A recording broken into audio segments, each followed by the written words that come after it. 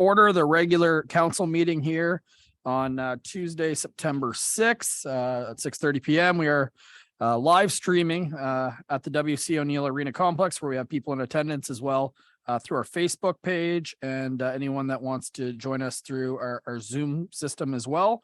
At this particular time, we'll jump into the recording of attendance, and good to see that all members of council are back in attendance. Just to start off, I want to recognize that we're on the unceded traditional territory of the Beskoto-Mogadi people. At this point, I'll be looking for a mover to approve the agenda circulate. But before we do that, there's a couple of additional handouts that we've had in our package. One of them is in regards to a walking lane, which would be along Prince of Wales Street. Staff's kind of working along the budget due to municipal reform. I think it'd be good just to have a little temperature check on that one. So if someone would move to add that under recreation, we could discuss it as a general item. I see Councillor Heenan, a seconder, Councillor Gumashel, all in favor of that amendment, please signify by saying aye. That's everybody that's been amended. So let's approve the agenda. I'll look for a mover for the actual agenda now that we've amended it. Deputy Mayor Akaji, seconded by Councillor Gumashel. All in favor of approving the agenda, please signify by saying aye. Aye. It's everybody. Disclosure of conflict of interest, any for this evening? Seeing none, if anything comes up, please let me know. So we will jump right into, at this point, presentations. And we do have John Rocca joining us. We've had a previous presentation from him, but there's an updated, I guess you could say, design for Bridle Path International. And it is for 256 and 260 Water Street. It's a proposed development. At this point, I'll ask Mr. Rocca to come forward and please address council. Thank you, Your Worship. Council, ladies and gentlemen. The revised concept that you see is really a second option that resulted from letters that you received and comments that we received by some citizens that felt that brick may not be the best material for the exterior of the property. And also the recommendation of PAC and from some of the many of the letters that wanted to have a better understanding of how the building fit into the existing landscape of Water Street and Princess. So we have here for you, and I believe you have copies of it, the second alternative design. I would point out that if council does decide to approve our request for the height, that what you see here is not the final. Obviously, there's a number of other steps that we need to go through to ensure that this project becomes a reality. First and foremost, if we do, is your approval. Secondly, we have to do the soil analysis and see whether a parking structure, an underground parking facility will work. Because obviously we believe, as many of the citizens believe, that we should be accommodating the vast majority of our parking requirements on the site. If that's not possible, we don't believe that the project can be viable. If we go beyond that step and the economics work, once we know what the parking costs, at that stage, then we have a viable project and we can proceed. And that's when we really drill down in the design. What you see here in these renderings is the conceptual design of the direction that we are going, not necessarily the final elements. There's been a number of concerns raised, especially the group that Mr. Douglas Greenaway represents, that they have many concerns which we believe are legitimate, fair, and reasonable points that they have raised. And we want to be able to sit down with them and work through those questions. So that's when we really get down to getting this design the way that we all hope it becomes, and that is something that we can all be proud of. So that's, I think, the most important thing that I really want to emphasize through these plans is those two renderings. For those who have not seen them, of from both sides of Water Street that shows you the impact of a four-story building on the streetscape. And I guess I'm obviously biased, but I think it does fit, that it's not out of character with the other heights. So that I think that I wish I had done this earlier. I apologize to council and to the citizens that I think many of the questions and concerns could have been addressed if we had done this earlier. So that is what I'd like people to focus on, that our fourth floor that we do need does not really impact the streetscape, and that it works well overall with the streetscape. In reviewing the letters that you have received, from what I have, there's roughly about 9 letters of objections, 7 in support. And of those 9 letters of objection, there's only about a third of those are adamant that you should not approve a variance to the height. The rest of them are really concerns about how this building fits in the streetscape. The concern that they felt that this would overpower Water Street. I believe those renderings address those concerns.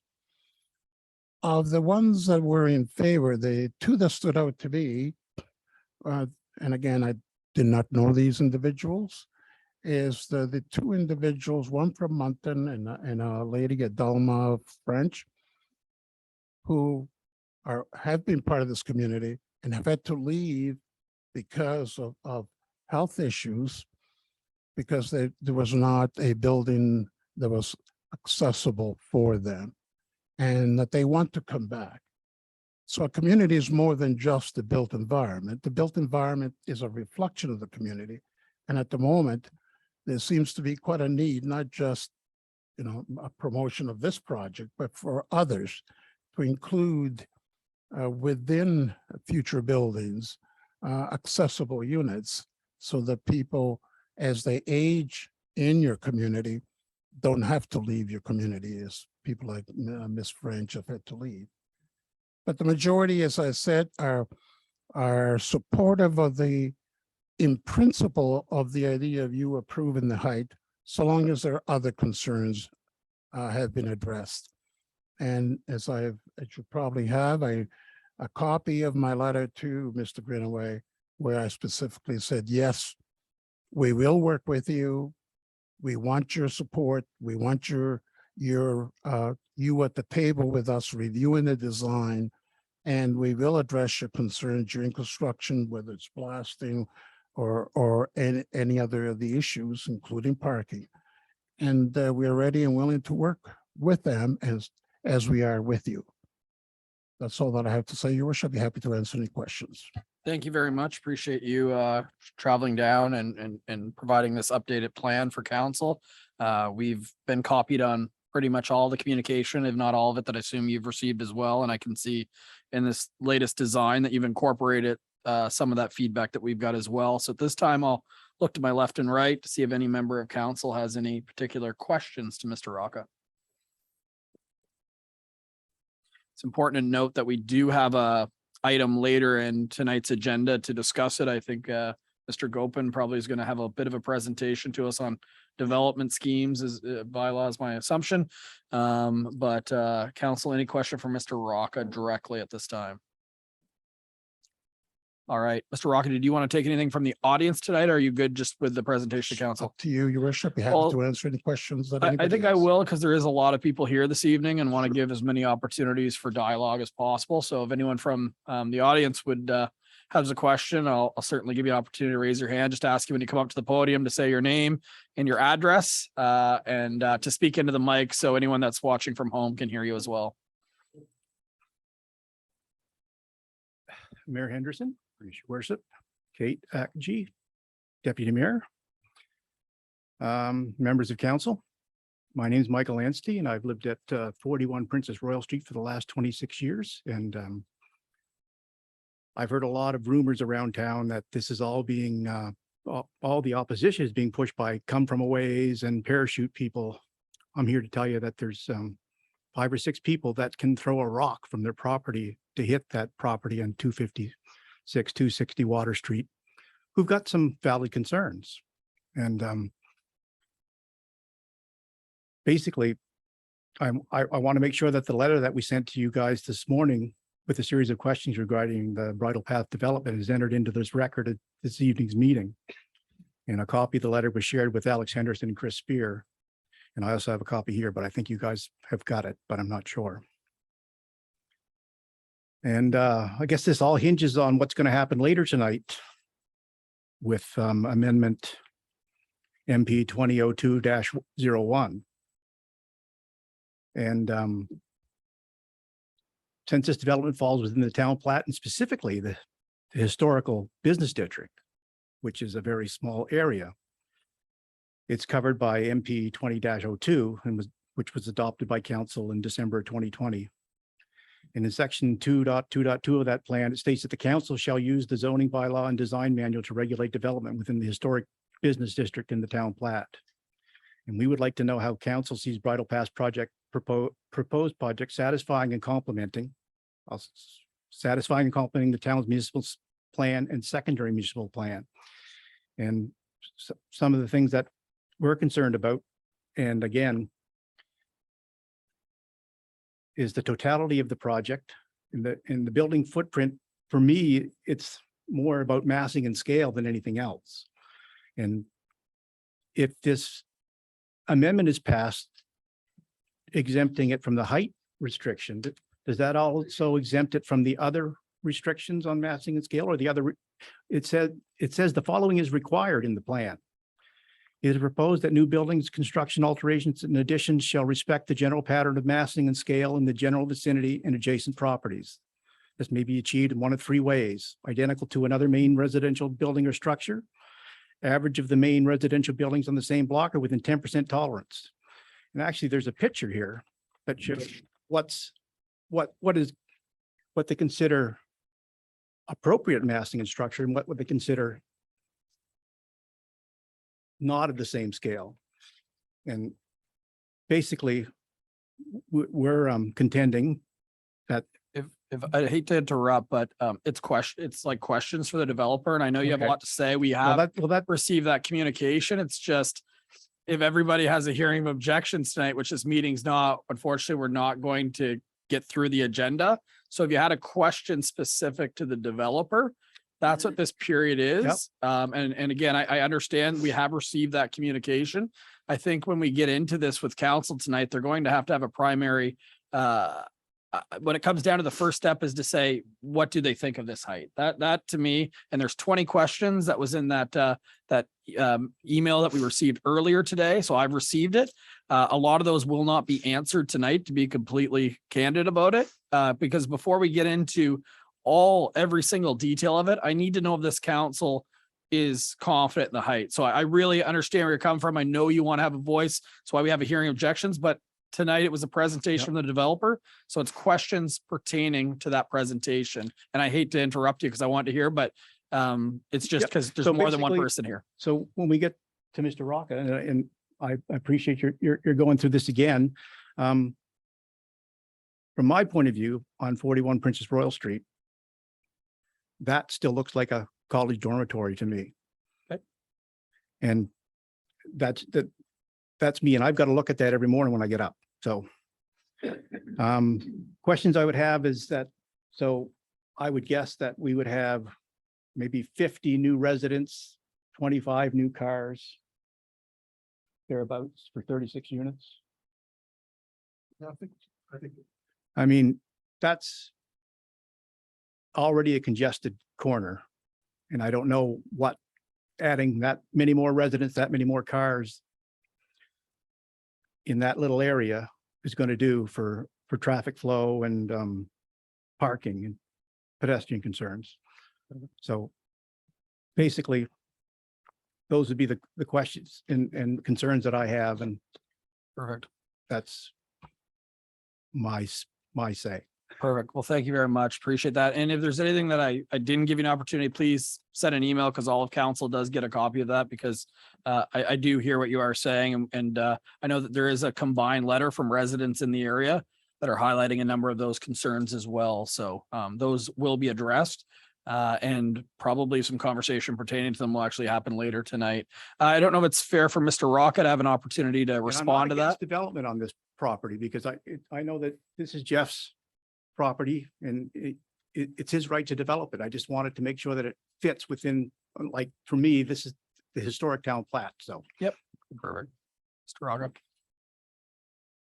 Yes, your worship, through you to the gentleman, we will be sitting down with, if you approve the height, we will sit down with the residents in the area, especially the ones most impacted, because they are entitled to that consideration, and discuss the facade that they're concerned about on Princess.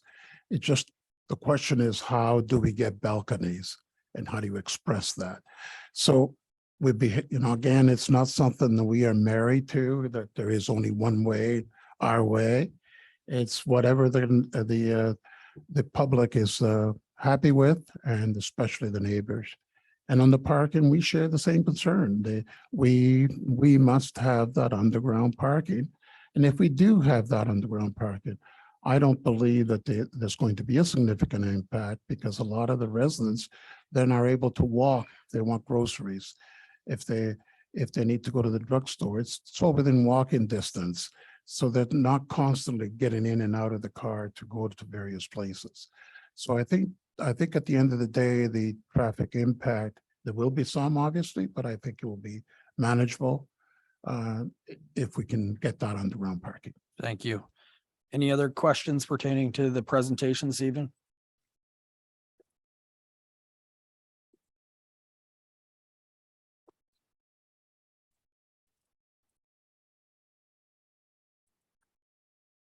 So I want to build on what Mr. Anstey has shared.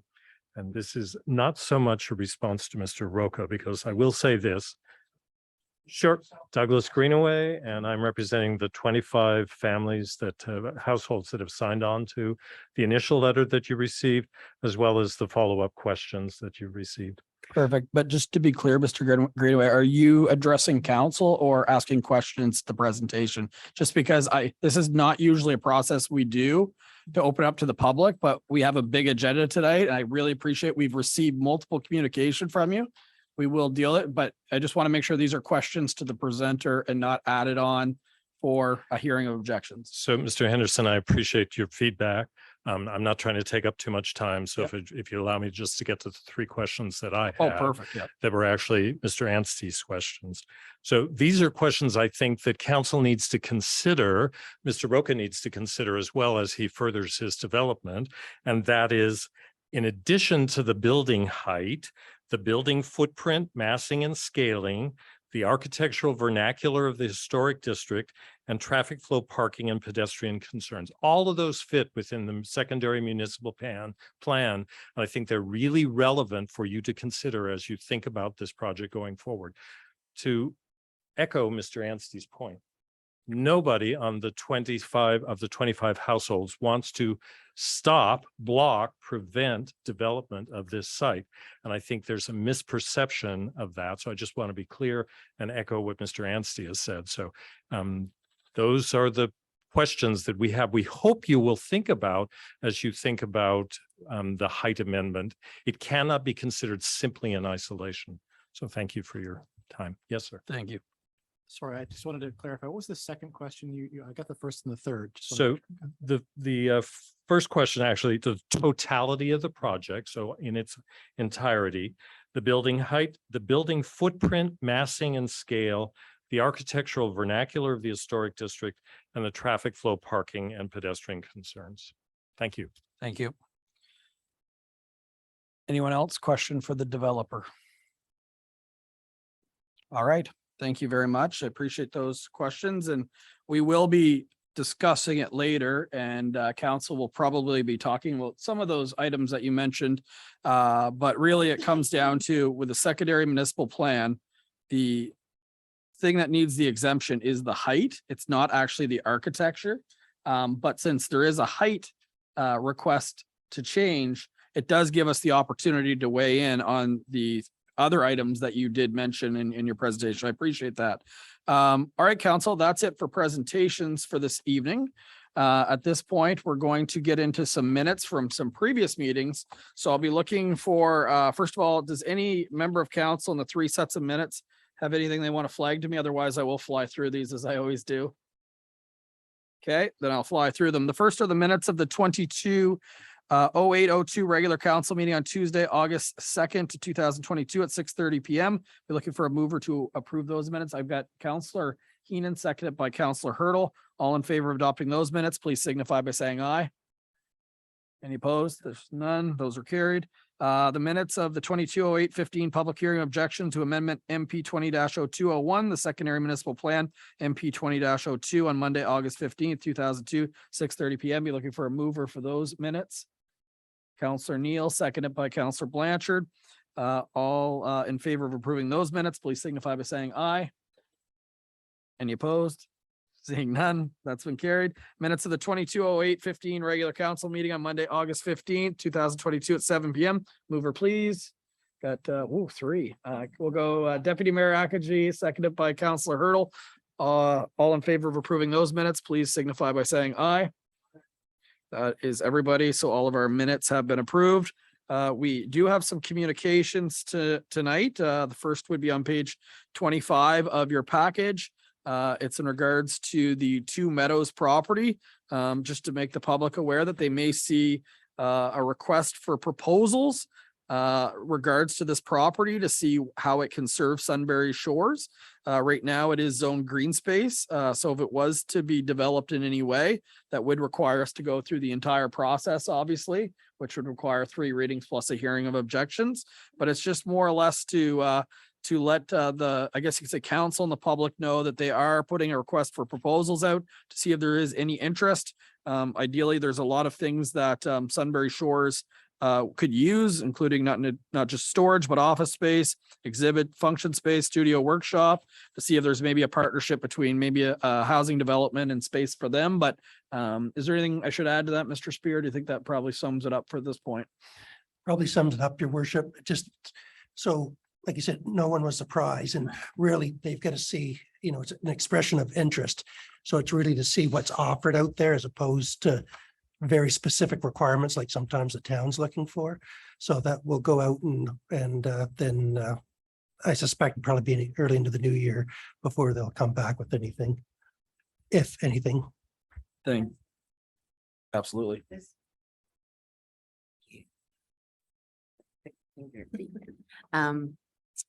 This is not about the UNB land, just the 2 acres that belongs to, or the 2 spaces that belong to Sunbury Shores, correct? Correct, from the letter. Okay. Yeah.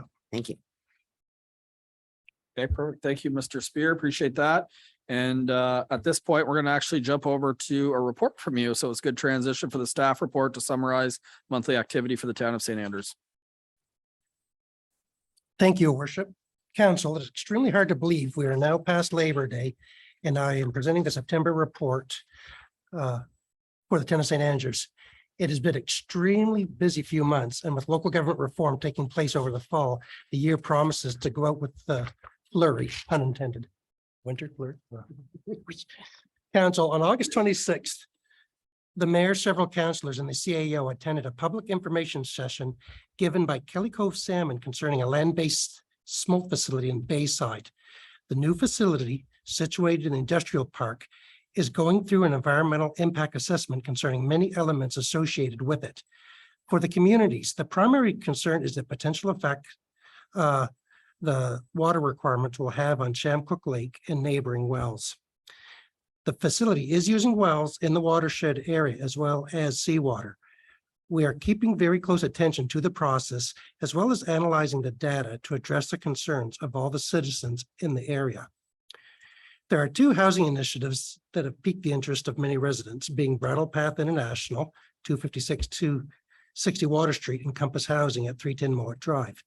Both developers are reviewing their site plans and conceptual drawings to try to alleviate some of the fears in the neighborhood. Consequently, both have gone through first reading only of their affected bylaws as council continues to review them. The secondary municipal plan amendment discussion is on the agenda tonight, but a motion of council is not expected. More information has been provided by the facilitator for the Regional Service Commission on the expected budgets for 2023. The information allows us to analyze the financial cost to the increased services of the commission. We can start to put together our own budget based on some of the information being provided. Earlier this summer, council decided to place the dog park at Harry Mallory Sports Field. Staff are going to be reviewing the available options for placement around the facility and report back to council. In the meantime, for those wishing to make a donation towards this initiative, we are accepting payments at Town Hall either electronically, by cash, check, or credit card. Administration. This fall, we'll be transitioning to paper bags as part of the leaf bag program. The primary reason we are doing this is that the plastic bags are not compostable and requires a significant labor to rip them open, dump the leaves, and dispose of the plastic. Once transitioned, the bags will be dumped and crushed with a backhoe. The second annual Dragon Boat Festival was held on August 27th at Katie's Cove. 10 teams participated with members from far away Nova Scotia. We wish to acknowledge and thank the St. Andrews Paddling Club for organizing the successful event and for providing additional rowers for the town entry. We gave it our all, we gave it our best, but alas, we did not win gold or silver or bronze. We're beginning the process of putting together the municipal fall newsletter for our residents. We see many people recycle the mail before it ever reaches their home, but there is practical information in it regarding services for the public. I highly recommend taking it home, reviewing it, and making note of the relevant information that piques your interest. In addition, if you have any suggestions on what you'd like to see in the newsletter, please reach out to Town Hall for our consideration. I am pleased to announce the tall ship Neu Trinidad will be at the wharf from September 29th to October 1st. They will be hosting tours throughout the days, and if the last tall ship is any indication, it should draw quite a crowd. I would also like to mention that the second annual Beer Fest will be held September 23rd to 25th in the town. It is encouraging that these events outside the normal summer season to encourage more visitors for our tourism operators within the town. This will be followed by the Indulge Wine and Food Festival in October. Services. I would like to start off by thanking our summer students and seasonal workers who choose to work with us this year. We realize you have an opportunity to work in other locations due to the ongoing labor shortage. So we truly appreciate your services to the town this year. The town librarian, Leslie Wells, mentioned in her report that she now has access to a publication entitled Aging in New Brunswick, a resource guide to assist older adults and their caregivers in navigating the wide variety of services within the province. As a larger portion of the population is beginning to reach the age of 75 and older, families and professional caregivers will play a bigger role to provide a good quality of life. The summer programming is also completed, and they had a successful season with lots of participants and junior readers going through several hundred novels. There are 2 projects of interest from the clerk who has been participating that should be noted to the public. He submitted an application to the National Trust to do more in-depth community consultation and long-term planning of our heritage assets, like the Ross Memorial Museum, the Charlotte County Courthouse and Jail, and the partnerships at the Block House and Sheriff Andrews House. He also submitted multiple applications for funding for various projects throughout town with considerable success. We rely on these external grants from various agencies to take on capital expenditures that we otherwise may not be able to afford. All the in-ground infrastructure projects are completed and property remediation should be finished. Actually, I can confirm it isn't finished. We're still waiting on some of the grass people to come back, sod, to fill out some of the things. The engineering company and the operations manager had completed a walkthrough of all the projects to identify any deficiencies that need to be addressed. Phase 1 of the Van Horn Trail extension will be taking place in September and October, which includes an off-trail lane parallel to Cemetery Road that will meet up with the trail that goes to Rose Lane. The stopped up portion of Brandy Cove Road going through the golf course will be pulverized, made a bit narrower, and a new layer of asphalt will be added. Staff have also been busy working with multiple developers in helping them identify our infrastructure around their properties they can tie into or avoid building onto, and any concerns that we may have with their projects. With every building permit and development request through the Service Commission, the development staff always comes back to us for input and recommendations. I would suggest that anyone who is looking to connect to town water or sewer to get in touch with us early to help you with your planning and design process. The Youth Center completed their final 3 weeks of day camps aimed at youth under the age of 12, with all camps booked to capacity. This has been an ongoing initiative for close to 10 years, and we are grateful to staff and their volunteers in organizing and carrying this off. There was also a 3-on-3 basketball tournament held in August that was open to all ages, and we understand quite a success. In conclusion, despite summer just being over, we are preparing ourselves for the winter and will start the process of installing the ice in late September. After such a busy summer and a chance to clear your head, we encourage business operators to reach out with any thoughts on the one-way street or any initiatives we can do to increase the economic opportunities here in St. Andrews. Also a reminder that the National Truth and Reconciliation Day happens on September 30th, and we encourage everyone to take time to reflect on the continuing impacts residential schools had and take advantage of several resources that discuss this issue. Thank you, Worship. Chris Spear, Treasurer. Thank you. Councilor. Formerly the treasurer. Yeah, that's right. Yeah. All right, council, you've got a copy of all the staff reports. Anything you want to highlight first, though, Mr. Spear, in regards to the financial reports at this time? I guess just to say, Your Worship, we had concerns about the snow removal this past winter. As we've mentioned, all the storms seem to be on weekends and the salt budget took quite a beating. However, there's been some savings within capital, and specifically, if you remember last meeting, we stopped the asphalt from going through this year just because of the horrific price increases. So we should be well to stay on budget this year, and less concerns that we will have a large deficit. Perfect. Good news, to say the least. Any member of council have any questions in regards to any of the staff reports this evening? Okay, I'll look for someone to move to accept the staff report as presented. Okay, Councillor Neal, seconded by Councillor Keenan. I'll give that one to him this time. Councillor Hurl. All in favor of this motion, please signify by saying aye. Everybody's staff reports have been accepted. So we are moving along to the introduction, consideration, and passing of bylaws and motions. The first one, after having a meeting off, we're back to Deputy Mayor Akaji. Thank you. Reference number FA 220909. And this is a proclamation. Deputy Mayor, your microphone, please. Oh, you didn't point your finger. So sorry. Ah, I'm slipping, sorry. So reference number FA 220909. And it's proclamation for fetal alcohol spectrum disorder, September 2022. The town of St. Andrews has received a request from the Fetal Alcohol Spectrum Disorder, Newfoundland and Labrador and Atlantic Canada to proclaim September 2022 as Fetal Alcohol Spectrum Disorder Awareness Month.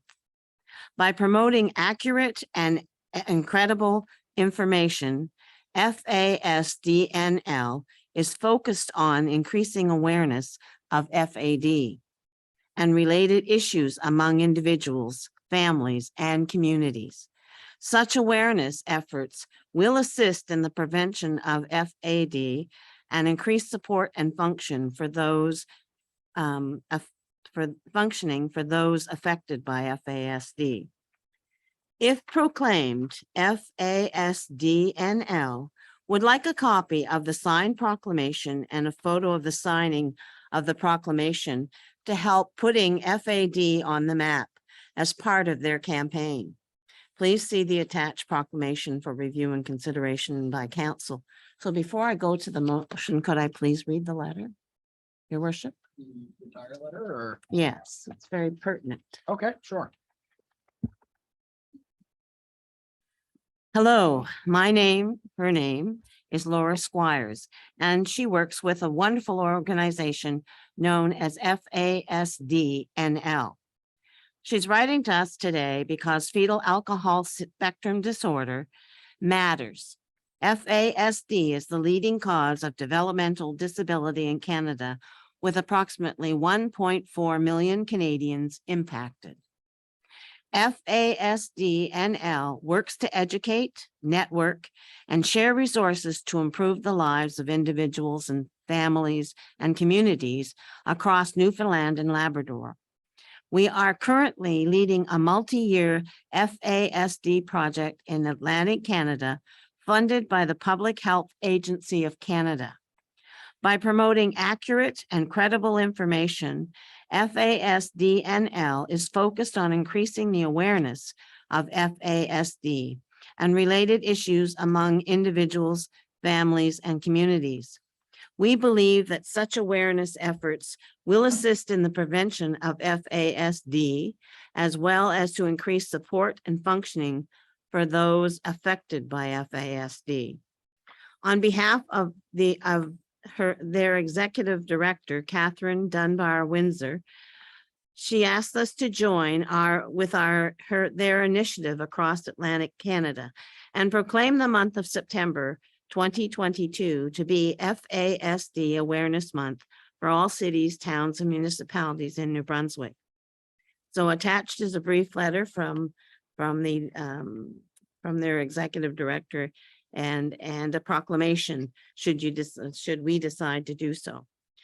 If we decide to do so, to proclaim September as to be FASD Awareness Month, they would love a photo of the proclamation being signed by the authority or the signed proclamation itself. We plan on sharing photos of all towns and cities that issue proclamations on our social media and on our forthcoming Putting FASD on the Map release. She hopes that we will work together to spread awareness of FASD and improve the lives of those in the community. She thanks us and she looks forward to hearing from us. It's very important. I taught school and dealt with a lot of children who were fetal alcohol syndrome children. And it is something that lasts a lifetime, but it's nice to see that people have gone on to it and are now putting forth a month that will be respected for these people. And I think it needs to be done. So the motion then is that the town of St. Andrews proclaim September 2022 as Fetal Alcohol Spectrum Disorder Awareness Month to support the FASD-NL multi-year Atlantic Canada awareness campaign. And I so move this, Your Honor, and I know that you're not camera shy. Thank you. A seconder for that motion, Councillor Blanchard. Any discussion? Okay, all in favor of this motion, please signify by saying aye. Aye. Perfect. I will read the proclamation. This is the Town of St. Andrews Proclamation for Fetal Alcohol Spectrum Disorder Awareness for the month of September of 2022. Whereas fetal alcohol spectrum disorder, otherwise known as FASD, is a diagnostic term used to describe impacts on the brain and body of individuals parentally exposed to alcohol. FASD is a lifelong disability. Individuals with FASD will experience some degree of challenges in their daily living and need support with motor skills, physical health, learning, memory, attention, communication, emotional regulation, and social skills to reach their full potential. Each individual with FASD is unique and has areas of both strengths and challenges. And whereas FASD-NL is a pan-provincial organization that educates, provides support and resources, and raises awareness about FASD in Newfoundland and Labrador and Atlantic Canada. And whereas FASD-NL is leading a 3-year FASD prevention awareness training and collaborative action project in 4 Atlantic provinces. And whereas FASD Awareness Month is devoted to raising awareness of fetal alcohol spectrum disorder to improve the prevention of FASD diagnosis and supporting for individuals with FASD, and broad public awareness helps to put FASD on the map. Now, therefore, be it resolved that the Town of St. Andrews hereby proclaims September 2022 as FASD Awareness Month. And now, therefore, I, Brad Henderson, Mayor of the Town of St. Andrews, support the proclamation of FASD Awareness Month for the Town of St. Andrews. And I will be signing this at Town Hall tomorrow, and we'll make sure to get a photo of it to get it off to their social media. And the witness, I have set my hand and caused the seal of mayoralty of the Town of St. Andrews to be affixed here too. So that one's completed. The next one, Deputy Mayor. Before we go on though, there is one more thing that they're asking for, and it's Do you have any experiences living or working with FASD in Atlantic Canada? Are you interested in participating in a survey, an interview, or a focus group? So there's a link, and I think this will be put up on our website. So you'll be able to click on the link and take the survey or participate. If you have any interest of doing this, I know I've run into a lot of people that say, well, I'd like to volunteer for something. This would be a good volunteer organization that you could get wrapped up with. Thank you, Your Worship, and I'll continue on. So the second one is FA 220910, and it's New Brunswick Municipal Finance Corporation projects. Council, and the background is this: Council approves borrowing from the Municipal Capital Borrowers Board for various projects in 2021. Now that those projects are complete, we are able to make an application to the Municipal Finance Corporation to get the funds released. The project being finances are as follows: purchase water meters for $38,000, replace aerator at Lagoon for $15,000, portable generator for the lift station of $12,000, Cornelia upgrade $300,000. The remaining projects for 2022 will have debentures taken in the spring of 2023. So the motion is this: be it resolved that the treasurer or assistant treasurer and mayor or deputy mayor be authorized to issue and sell to the New Brunswick Municipal Finance Corporation, a municipality of the town of St. Andrews, debenture in the principal sum of $365,000 on such terms and conditions as are recommended by New Brunswick's Municipal Finance Corporation. And be it resolved that the municipality of the town of St. Andrews agrees to issue post-dated checks payable to the New Brunswick Municipal Finance Corporation as and when requested in payment of principal and interest charges on the debentures. So there's a chart there that has ministerial order number and its utility, and it's 21-0019. And then the date of the ministerial one order is March 8th, 2021. Date of council's resolution authorizing application to the MCBB is February 1st, 2021. Purpose by function was environmental health services. Amount in dollars was $65,000, and the term is 10 years. The second one is 22-0008, and date of the council's resolution authorizing application to the MCBB was January the 10th, 2022. And purpose by function was environmental health services. Amount in dollars was $300,000, and the term is for 25 years. And I so move this, Your Worship. Thank you. Could I have a seconder for that motion? Counselor Blanchard. And we'll open this one up for discussion. A lot of it was obviously discussed during budget time, as we know, and it's just the, I guess say the paperwork around it. Anyone though? Okay, I'll call the question. All in favor of approving this motion, please signify by saying aye.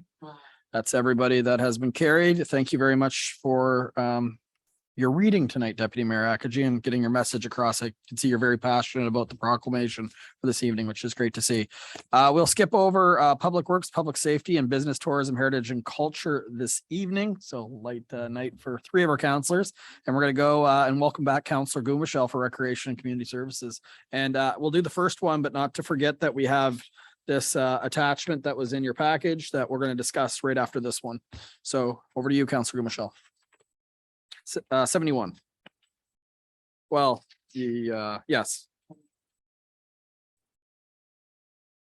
Sorry. You know what? There's no physical motion for this one, so I can take the lead on this one then. Sorry about that, Councillor Gumashel. So this one is a discussion regarding the outdoor exercise park. Council, you're obviously up to date, but just as a summary, a location was selected. We had a resident that basically present it to council. We had a presentation and shared some reasons why they and some neighbors that signed a petition did not want that in that particular area. So in order to bring that particular motion back, it would require majority of council because a decision was made. So over to you, council. Is there, first of all, what I'm going to do is try to get consensus on if you want to revisit the location or not, but I wanted to see if there was any questions or any comments before I do that. Anyone at this time? Deputy Mayor Akaji. Just one question. I guess I didn't turn my microphone off either. Sorry. Friends of Langmaid Park were against Langmaid Park. That was not mentioned in our report. I just wondered if I made that up or I came out of nowhere, or it's something that I remember we discussed that when Sortie was here, that they were totally against having it in Langmaid Park.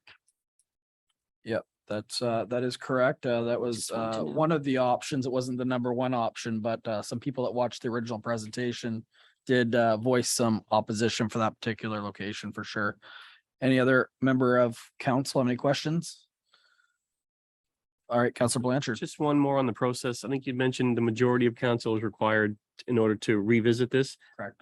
I was of the understanding it required unanimous consent of council as opposed to majority. We dug into it in the past. It was unanimous, but with our new procedural bylaw, it's just majority, meaning that one counselor on their own couldn't particularly block the will of the general council. So majority, that's a good question. There was 2 follow-ups from our previous meeting that we did not share since then, I guess, in a public setting. One was in regards to consultation with the Besco 2 Mogati. So I reached out to the chief's office. I can confirm that there is no opposition to this. However, if there is future phases of any projects related to this, i.e. a bathroom or something like that, they would like to be consulted because that might be different as it's a permanent structure that can't be moved, right? So that was the feedback I got from that office. Was there as well? The other concern, Mr. Knopper, Mr. Spear, was environmental, and you guys double checked on that. So I'll pass it over to one of you. Yeah, Your Worship, we followed up and the department said that there had been other projects within the zone. In fact, our trail is on the opposite side of that we're working on. That's within an environmentally sensitive area, and we were approved for that. So we'd have to go through the process, but they didn't see any issues with the project as presented. Okay. So it sounds like from Mr. Spear, if it was to stand, then they would be reaching out to make sure that it was in fact no issue on the environmental side. So council, those are the 2 that I took as the main 2 takeaways that I got from you from that particular meeting for follow-up, unless there's anything else that any other member has. Okay, so I am going to try to get some consensus then. How many people would like to revisit the location? And if you do, what will happen is we'll move it forward to the next regular meeting for a motion. It would be my assumption, so we could actually put a location in there or a motion to defeat or support. How many would like to revisit this particular motion? Okay, how many are opposed to revisiting this particular motion? Okay, so that's everybody. So the location as it stands is the location that is selected by council. The second part is in regards to, was it design? Mr. Spear?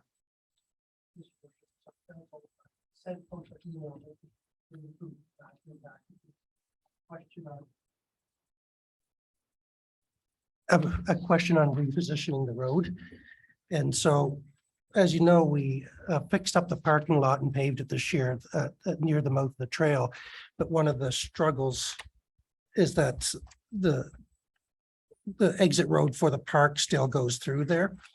And so in review of the plan, what staff have come up with is that we take the exit that currently goes by the parking lot and move it on the other side of the statue, sorry, the granite monument. And so it's more of a V shape than that wide arc. It'll really do things. Once that's done, staff would fill in what's the gravel road there right now and resod it. So it'd open up potentially more green space out there. It also slowed down traffic a little bit because that road, people get in there right now and can take a pretty good run because it's coming right off Prince of Wales, you go, and then it's fairly straight. So it would help control that. There'd be no trees. Had to measure it out. There'd be no trees lost or anything. And where it'd be coming out from, it'd slow it down a little bit. So it'd be moving it closer to like the entrance of the, of the Kiwanis campground, but it's still on the side. So about halfway down the park, more or less. Perfect. Thank you, Mr. Spear. So the benefit of that would be, it would make that gravel road kind of past the, I guess you could say the park area where you park Yeah. on the gravel. It would make it half the distance, therefore increasing the amount of green space. Absolutely, which would allow for more picnic tables and stuff. And on a nice weekend or nice summer day, that park is one of the most used spaces in the town. And And so it'll just give us an opportunity. In my understanding, via council direction, it's something that you would be doing this year because there would be an opportunity within the budget. Is that correct? Yeah, that's correct. So, the minimal groundwork that's required, we'd have most of the materials already on site. And so they could try to get it put up this year so that it would have time to settle over the winter and be ready to be driven on next spring. So once it's closed down or near no use this year, we would start doing that with current materials and get that completed. Perfect. Thank you. Any questions for Mr. Spear on that? We'll go with Deputy Mayor Akaji first. Thank you, Your Worship. Will the gate be up? Like, you've put a gate up so that they don't drive on in the wintertime.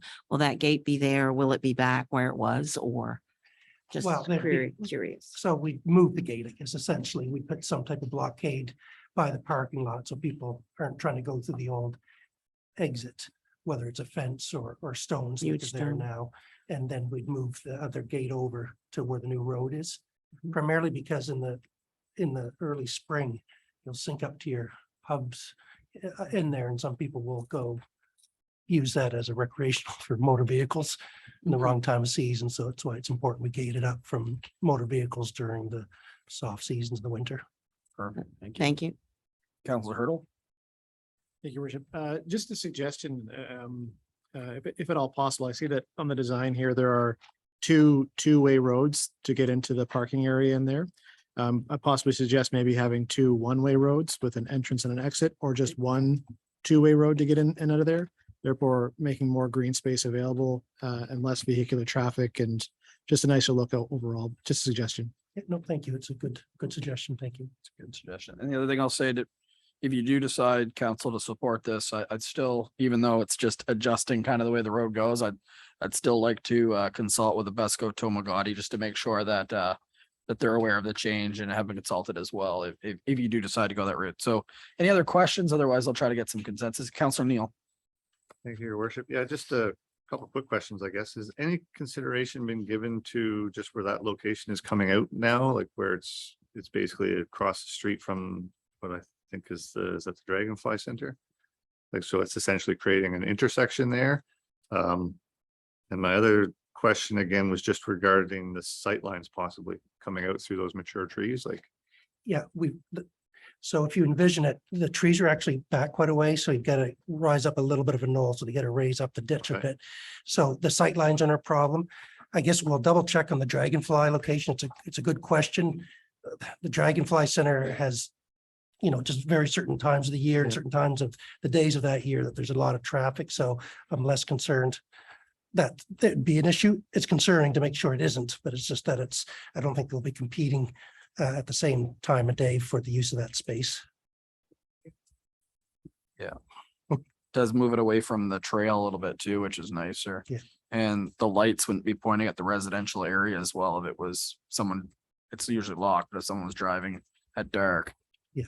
It would stop it from shining. Okay. Any other questions? Okay, I'll look for some consensus. I guess it would be, we'll call it photo 2, I guess, in our diagram is the new. How many people are in favor of making that change? With the one-way recommendation, yeah, staff will look into that, but I think they supported that. So with the one-way, yeah, Yeah, with the one-way, photo 2. Yeah, you absolutely can. I can come back to consensus. Well, I just wanted to add in there, not just the two one-way roads, but also this might respond to Councillor Neal's suggestion is if we just had one two-way entrance and exit, that would, coming in closer to the end of the point, as opposed to having the two roads in and out. I'm not sure if you've already taken a look at that and it's unfeasible, but that might alleviate the, possibly having to remove a tree and having that intersection there as well. If we just had one in and out of the park, but just again, suggestion, wanted to make sure that was caught there too. I guess on that suggestion, is there advantage to having a roundabout? Oh, look, there's not a good turning lane there, if you will. We'll flatten out some of the grassy area, but there is a bit of a ups and downs there, but I'll talk to staff and see what they think, make sure there's lots of room. It's a good suggestion. I'll talk to Public Works and their operations managers to see if there's any concerns about that and report back. Suggestion. All right, so what's best for you, Mr. Spear, in light of that? Would you like to just follow back up with us? And it sounds like it's not enough hands that council's entertaining a change, but maybe hard tune what that looks like, and then we'll go ahead. I think this probably for budget implications, it's probably the same, but over to you. Yeah. Oh, there's only one thing, I guess. Terry happens to be watching the show and texting me while I'm going on. So he's saying that it's good to keep the two-way because there's sometimes events in there, like we've had car shows and different things. Fair. That people go in and do. In the past, we had the Grand March and stuff, so it's not a bad idea to at least have the capability to keep everything going. It's true. It did allow for a flow for an event, if Yeah. ever did need it. It's a valid point. Thankfully, Terry's watching. Yeah. The only thing is like there is, the chief has done some ceremonies down there, especially on Canada Day. So I'm glad that you're going to talk to him and he will guide you as to the area that they use quite often for ceremonies. Thank you. Thank you. All right, I guess it sounds like the roundabout one way is the way based on Mr. Atkins' feedback. So that'll be the one that I'm trying to get consensus. How many support that? That's everybody. So you got some consensus there in direction. Does that work for you, Mr. Spear? Yeah, that's good. Just, if I could, just a quick, Oh, so yeah, sorry. It's technically not question period. It's a council debate, but a roundabout is when you kind of go in one driveway and go out the other. So right now people can come and go both ways out of both entrances. It's just to have a flow of traffic. So that way you wouldn't have to make it as wide. So that way it wouldn't take up as much lawn if you were to add that new kind of road in. Yeah. Yeah, I know. Perfect. Understand. Yeah. Okay. So Councilor Blanchard. yeah, just if I could just quickly, just to go back to our previous decision on to not revisit the location of the outdoor exercise park. I just wanted to provide some rationale for my decision because I do appreciate the fact that there are a number of citizens, in that neighborhood who have shown up and who have provided some feedback to council. I know you did touch on a few of my specific concerns with regards to communicating with the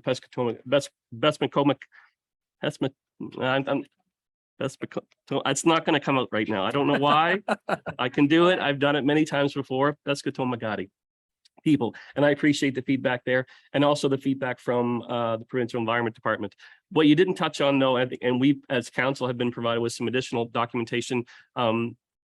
The outdoor exercise park really comprises about 1% of the total green space area. And I think that's an important feature. And also I want to mention too, because we did talk about communication. We did receive, again, from town staff, and I appreciate the information, records that date back, I think it was January 28th of 2021. That's when this process started. So just to be clear, this didn't happen overnight. So I wanted to make those points. And also, just when we're talking about the green space and the utilization of the green space, obviously, I think that's very important. I feel personally this will actually enhance the utilization of that green space. I don't think it detracts from. I think it actually enhances people's ability to enjoy that green space. So that's where I'm coming from. But I just wanted to make that known to the community and to the folks who've taken the time to present to council. So thank you, Your Worship. Thank you, Councilor Blanchard, for those comments. Okay, so we'll move on to this one, and now it's the one that we added in. So I guess Councilor Gumasha, you don't have to read a motion this evening, but it's in regards, before we had a conversation and there was no decision made, it was just a grant opportunity to put a sidewalk around basically Prince of Wales from King Street to the point, essentially.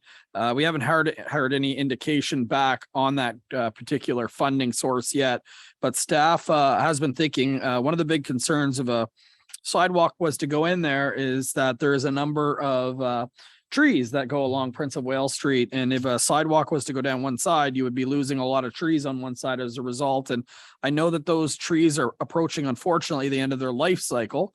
But with that being said, to cut them all, I think there was a bit of there'd be definitely a shock and awe process with it, and ending the life cycle, even though it's late in it, early, I don't think would be supported by necessarily everyone in this community. So staff has been looking at a number of different options, and the one that they brought back before us this evening was basically kind of, I call it like the Bar Road, you know, how it was widened and how there's room on the side to walk.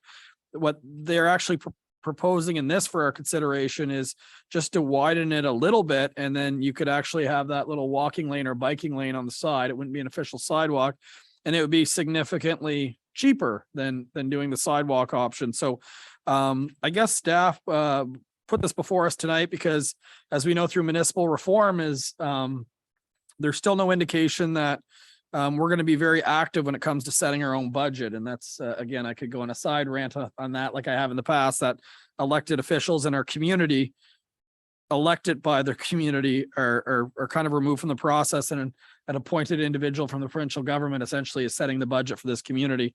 That's a big shame. So staff's doing their best job on big projects to get some insight from us, and I can appreciate that. So I guess over to council, if again it comes down to money, I will say this on this is, I don't, as much as I'd like to see this, I don't call this an urgent project right now by any means. We've got wharf costs that are through the roof. We haven't really figured out what we're doing with that. So as much as I appreciate them weighing in, if you look at the actual cost of this, I don't know if it's on this, yeah, $650,000.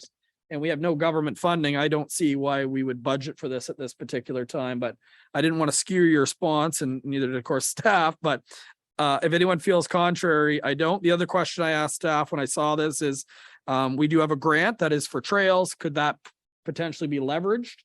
It doesn't mean that we will do it, but I asked if it could be leveraged, and we would have to go back to the funding source. But to say that that's couldn't happen, that's not necessarily correct either. Is there anything I'm missing on this, Mr. Spear, Mr. Knopper? I think one thing, Worship, just to continue on, is this wouldn't necessarily have to be done in 1 year. We might do a block at a time. So it could be done over 4 or 5 years so it's not a shock to the borrowing capacity of the town of St. Andrews. To give you an indication, it's actually, we already widened it where the new paving was in with the work on Prince of Wales up by the Dragonfly Center. So basically we'd be continuing that type of width down the remainder of the road is what we're proposing. We put in a white line to give us that 1.3 to 1.5 meter lane that, you know, would delineate it from traffic. Is it as good as a sidewalk with curbs? No, but I think for reasons spoken, being financial and the saving of the trees, which are considered a heritage portion of St. Andrews, it's probably the best. And once you get outside the summer season, probably from mid-June to mid-September, the traffic is much more manageable down there. It's just during July and August when walkers would probably run into vehicles crossing more as opposed to just one vehicle at a time going down. So we think by widening it, giving the lane, it'll provide sufficient room for 2 vehicles to pass plus a walker to be, or a bicyclist to be able to continue. Perfect. Thank you, Mr. Spear. So I guess for me to get consensus, or is there any particular consensus you're looking for are you looking for an amount or just, yeah, oh, absolutely.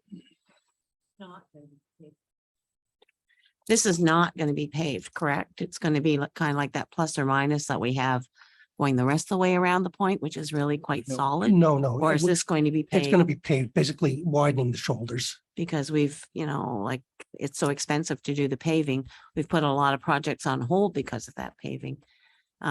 Why wouldn't we in the first stage do it as that plus or minus and then pave when the price of the paving comes down? Just a question. Thank you. Well, I guess a couple of things. Number one is that you're going to, you know, for accessibility reasons, it's better, you know, for people that have mobility issues, which the trail and stuff is trying to address, paving it and stuff. But number two, to be honest, is a long stretch. And if we put that, the bluestone on it, it'll be ripped up every winter because that stuff will be plowed. So it'll be available all year long. And so if it's paved, it won't require less maintenance year over year. It's just, there's more upfront cost, but then it'll be 35, 40 years before you have to address it again. So for, I guess back to consensus, are you looking to see if council wants this incorporated potentially in the budget for a block, for, a block or 2 blocks? Is that what you're looking for from council at this time? I guess if you support the concept, your worship, then we can start to put it into budget, on a phased in approach. We know that there was discussion about the sidewalk that had come through the grants. And so if council isn't interested in this, part of it too is we got to start next spring, we could start painting some of it, because like I said, there's already 2 blocks that have been done. And that would allow us to start to get that going. But if council wants to look at another alternative or leave it as is, then we'll take that into future design and consideration. Councilor Hurdle? Thank you, your worship. So I guess my 2 cents on this project would be that it seems like it's a very specific thing that we're looking to possibly do. And I know people are probably going to sigh when they hear me say this, but there's been some suggestion from the community too that a transportation study be done at some point. And I'm wondering if we should be looking possibly at a larger plan to figure out in terms of traffic flow and pedestrian flow. And then once we have that plan, we can identify stages of that plan to work through. And this could be one of those stages, but it just seems like I don't want to go piecemeal at it. If some more significant changes are going to be coming down the pipe in the next 5-10 years, maybe it just could be phase 1 or phase 2 of a larger plan. I guess my answer to sorry, Councillor Heenan had his hand up. It's okay for me. No, go ahead if you want to respond to that first. Yeah, from staff's perspective, and I think many of the councillors, that's probably the busiest walking trail in all of St. Andrews, to be honest. And so from a safety perspective, it's good to go. It's really kind of a continuation of what we've got already. So there's a lot of people that'll cross the Van Horn, go through Katie's Cove and continue down. There's also a lot of people that will just turn down Prince of Wales and do the shorter route, and especially people from the campground. So, I'm happy to say that it's not kind of a piecemeal of a different project. It's kind of continuing or joining up different pieces of the thing here. The other thing is too, it's important to realize is that during the winter months right now, we don't plow the Van Horn Trail, any of it. And so by doing this, it'd give walkers an opportunity that they'd have a safer walk. They'd go down water, walk around the point, and then come down Prince of Wales with a wider, clearer path. Perfect. Councilor Heenan? Yes, your worship and council. First off, I support this because the trees are saved. I've always worried about a safety issue around that area. We're seeing a larger amount of electric bikes, etc., that need somewhere to get on, and there's really nowhere to go. I mean, it really is a safety issue because it's I just feel that it's a safety, it's kind of a waiting for something to happen. So this, to me, if we decide, it's a perfect thing because we save the trees, we get rid of the safety issue, and it alleviates some of the squashing, shall I say, of the whole area. Thank you, your worship. Thank you, Councilor Heenan. Councilor Blanchard? Yeah, thank you, worship. I would agree with Councillor Heenan on this one. I do feel it most definitely is a safety issue. I think we've already identified, town staff has identified us over the last little while. We've heard that is one of the highest traffic areas for walking and for cycling and just traffic in general in town. I actually feel it is a priority. I should be a priority for us. I know we talked about it through the grant, possibly putting in the sidewalk there. That was a possibility. But certainly the idea of losing some of those trees, even though we did have the information that many are actually close to the end of their life cycle and would probably be over the next little while would start to come down anyways by themselves or would have to come down through the town. But I do like the idea of just the separate even just delineated by the line, that 1.5 meter separation, it does provide some, a little bit of safety for walkers and cyclists. And I do think it's an important walking trail, especially like you said, especially in the wintertime as well, where the Van Horn Trail isn't cleared. It does provide a path. And like you said, I think it ties in projects. I don't necessarily feel it's piecemeal. I think it does tie in sort of the loop and sort of the trail system we've been talking about. So I'm definitely in support of getting us moving on this, the sooner the better, as far as I'm concerned. Thank you. All right, council. So I guess my question to that is this something that you would like the town staff to go back in regards to the grant that we already have and see if we can leverage some of those funds? Or is this something that you just want to put a percentage of money and hope that we can actually reach out to other levels of government to maybe get some new funding? The only thing I'm not a huge fan on is right now, with all the other costs that we have that we've committed to, is saying that we're going to spend a significant amount of money on this. And the other thing that I'm really hesitant on is I think that we're long overdue to do another priority session to kind of list our priorities, because there's a lot of things we want to do. And I'm also well aware that we're going to have representatives from Bayside and Shamcook joining us in the future too. So I'd really like for them to weigh in on that as well, just to make sure that we're all one and all working in the same direction. So I guess over to you to let me know if this is something that you want just straight out for a budget item to do a block or two. I don't think we're going to do all of them, unless you guys tell me otherwise. It's a lot of money, but over to you to give me some direction, and staff as well. Councilor Hurdle. Yeah, thank you, Your Worship. And I agree with absolutely every comment that's been said. I mean, I am a big proponent for safety and safe transportation, safe pedestrian, being able to get around that point is definitely very important. I guess my concern is just the budget. I mean, we're looking at $650,000, which is an astounding amount of money. And that's just an estimate. And with rising costs, I mean, this is a project that could balloon really quickly. And I'm trying to think of the other projects that we've put on hold at this point because of budgetary reasons. And to think about like this, I would love to see it happen. I just can't see where the funding would come from unless we do find it somewhere with other levels of government. Mr. Spears would like to respond to that.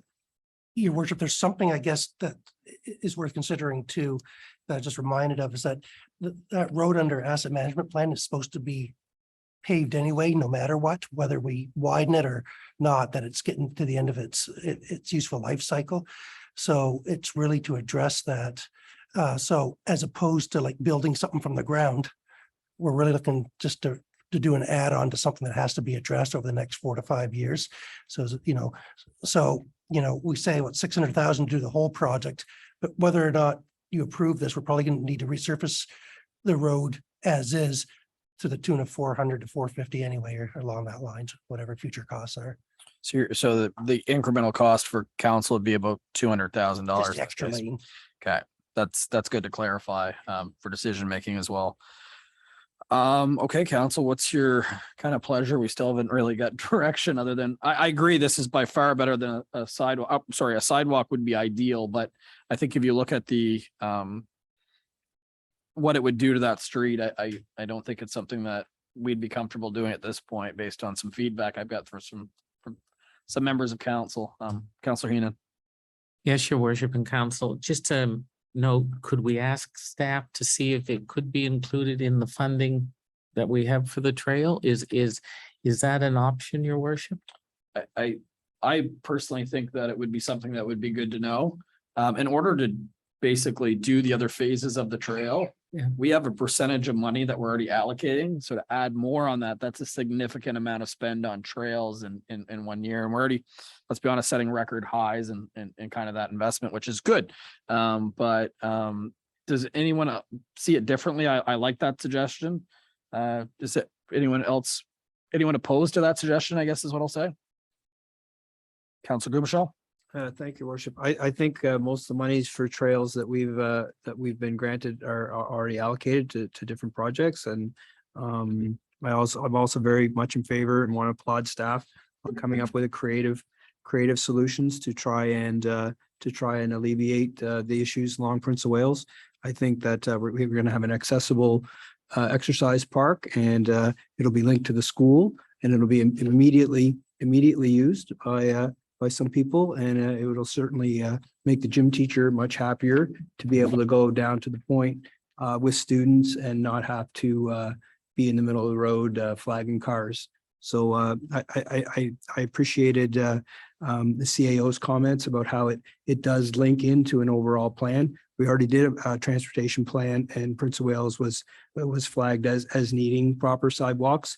I mean, we could talk ourselves out of it at any point, but here we are right at the precipice of, giving staff to go ahead to do it. And I think they've come up with a creative compromise that is both cost effective and promising for the citizens of St. Andrews. So thank you, Worship. Thank you, Councillor Michelle. All right, let's get some consensus. How many people here would like staff to check on the existing funding grant that we have to see if this is something that's possible? Could you raise your hand if you'd like staff to investigate that? Okay, how many opposed?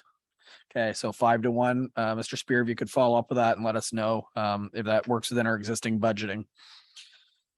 All right, so that wraps up that one. Some healthy conversation there, to say the least. And at this point, that would close out recreation and community services. So we're going to move into planning and economic development with Councillor Heenan. Thank you, Your Worship. This is PED 220713. The subject is bylaw number 22-04, being the building bylaw for the town of St. Andrews, third and final reading. The background, Your Worship, is with the recent changes to the Building Code Administration Act, the town of St. Andrews is required under the province of New Brunswick to adopt a new version of the building bylaw. Provided with this report is a new version of the building bylaw number 22-04. Council still needs to complete 3 readings of the bylaw to pass. This bylaw will repeal the existing building bylaw of 19-03. Changes to the bylaw include enhanced definitions, more focused purpose, modifications to exemptions of accessory buildings, obligations of constructors, building permit postings requirements and notice of inspection, revoking or suspension of permits. First reading was Monday, July the 18th, 2022. Second reading was Tuesday, August the 2nd, 2022. Staff put a notice out for the third reading on the town website, social media, and notice board to allow for the reading by title on August the 3rd, 2022. A copy of the bylaw has been on the town website and has been available for review at the town hall. The action and motion is that council grants leave for the third and final reading to bylaw number 22-04, being the building bylaw for the town of St. Andrews, and I so move this, Your Worship. Thank you. A seconder. Councillor Blanchard, discussion on this motion. Okay, all in favor? Oh, go ahead. There's something we discovered over the weekend that you might want to amend to. Section 8.2. Sorry, everyone. So there might be an amendment to it that we should probably put in immediately. That under section 8.2, which is on page 84 of your document, it says an inspection shall be made within 2 days of the receipt of the notice of readiness for inspection. We better put in within 2 business days. Okay. Because it's, hypothetically, somebody could ask for it on Friday and then on Monday say, well, they didn't come, we're good to go. So we thought we just add clarity for that Okay, is that the only change? for now. There'll probably be amendments from the province later, but that one from the day to day is probably an important one to put in immediately. Well, if there is any changes, it will require 3 readings after tonight. Any member of council like to move for that amendment to add the word business on 8.2? I've got Councillor Hurdle and seconded by Deputy Mayor Akaji. Any discussions on that amendment? Seeing none, all in favor of approving the amendment, please signify by saying aye. Perfect. And I did have a mover and a seconder on the original motion. Do I need another mover or seconder? Or does that still stand even though we've amended it? Your worship, if you go as amended, if the mover and seconder are fine as amended, then Or the original mover and seconder, which I forget already. Keenan and Blanchard. Perfect. Are you guys fine with that amendment then, obviously, because you voted in favor of it? Okay. So at this point, I can call the question then to go to third reading. So all in favor of this motion, please signify by saying aye. That is everybody. And the good news is we advertise this well in advance, so I do not have to read the entire bylaw. I can get by reading it by title. Here we go for bylaw number 22-04, being the building bylaw for the town of St. Andrews. Under 1, it is definitions. 2 is purpose and scope. 3 is exemptions. 4 is notice of commencing construction. 5 is posting on the premises. 6 is obligations of constructor. 7 is stages of construction. 8 is notice of readiness for inspection. 9 is retention of documents. 10 is request for information. 11 is application for permits. 12 is fees. 13 is refusal to issue permit. 14 is suspension or revocation of permit. 15 is terms and conditions. 16 is repeal. We read it the first time, the 18th day of July of 2022. The second time it was read on the 2nd day of August of 2022. And it was read the third time on the first day of school, the 6th day of September 2022. So that has been carried. All right, jumping back to the next one. And I believe it's not a motion, Councillor Heenan. And I think I'm going to defer this one over to Mr. Knopper just to provide. It's basically just a procedures update to let us know the Planning Advisory Committee themselves determine their own procedures. This is just for communication sharing for members of council. Go ahead, Mr. Knopper. Thank you, Your Worship. So Council PAC did review their rules of operation and procedures at the last PAC meeting in August. During some of the processes, questions came up about neighborhood polling and the processes that were in the rules and regulations that actually went above and beyond the Community Planning Act, and the PAC's goals and rules of operation are to be within the Community Planning Act structure. So Section 37, which was neighborhood polling, has been switched to Section 37 notices, and in the report it gives you a bit of an outline, or gives you the outline of what it now states. So it talks about polling in regards to variances and not rezonings. Rezonings are a council process, not a PAC process. PAC deals with variances. So that's really the main differentiation within the polling processes. Thank you, Mr. Knopper. Any questions on that communication? Okay, thank you. We'll go to the next one, which is the discussion on amendment MP 20-0201 is to the town of St. Andrews secondary municipal plan, MP 20-02 for PID 01320035 and 15054893, which is 256 and 260 Water Street for Bridle Path Incorporated, which is PED 220710. All right, so council, we obviously had a presentation earlier this evening. We've got quite a bit of communication, both opposed and for this particular project. The developer has come in twice now to present before you. There is a lot of things that need to be worked on, but I guess before we get into questions, would it make sense to pass it over to Mr. Gopin just to share a little bit with them on probably building scheme bylaw? Yeah, thank you, Your Worship. I know we've been here a while, and hearing about arcane details of the Community Planning Act and things they authorize are not exactly what everybody wants to hear, but I'll go pretty quickly. I think Paul's getting the presentation up here. And just a little bit of context, when PAC gave their views, they said, if you're going to do this, make sure a development scheme bylaw is in place, and that was my recommendation to them. And I believe it's in your council report as well. And I know that I've spoken to this council about development scheme bylaws before, more in the context of trying to create some housing plans. This is kind of a different use of it. They're very wide ranging. I might even talk about it on Thursday night with the heritage scheme bylaw, but tonight it's really just how it relates to the project at 256, 260 Water Street. And if council is basically okay with the kind of proposed design so far, how this is the tool that would allow council to really have a lot of control over that final development, deal with a lot of the concerns that have been raised. So I'll jump into the presentation now and see how this goes. I have some animations in there. So yes, anyways, nobody cares what sections this comes from, but the development scheme bylaw, it's like any other bylaw of the Community Planning Act. It's authorized by the Community Planning Act, and the Community Planning Act says it shall, which means it has to, consist of written statements, maps, drawings, and other descriptive matter to illustrate the scheme. So your site plans, I'll give you some examples. it has to specify a geographic area. So could be for a PID, a collection of PIDs, a historic business district, for example. But in this case, we're really just talking about a few PIDs. It must set out the details of development and or redevelopment. And it describes the manner of implementation, which can get into elements that would normally be contained within development agreement. And those are pretty broad and they're used very broadly. But those are things it has to do. It can also, and I would recommend if you're going in this direction, these are also things that are shoulds. Allocate areas of land for particular uses. So not just where things are going, but what parts of a building can be used for different things. And I know that's a bit of a discussion with this project. Like any other bylaw under the Community Planning Act, this one's treated as a pretty long process, and it's like a municipal plan amendment.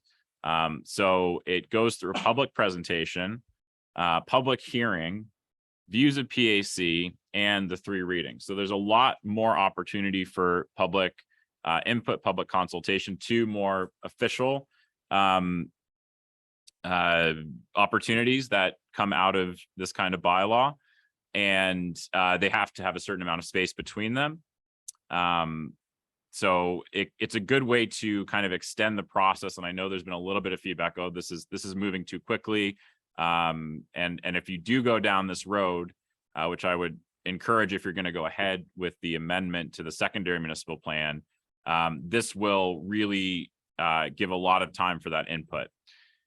In the future, not probably super relevant for this scenario, but it's just worth saying if there was the need for exemptions or variances in the future under this development scheme bylaw, it's an interesting process. The developer can enter into an agreement with council at that point for terms and conditions. So it would actually be a resolution of council, not the typical amendment process.